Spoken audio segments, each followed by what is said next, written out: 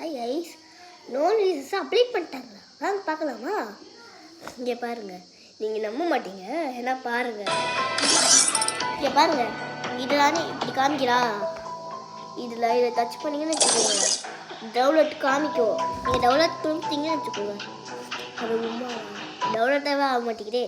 Free fire ஆப்ஸில் download ஆகிருக்கும். நிறைய இருக்கும்.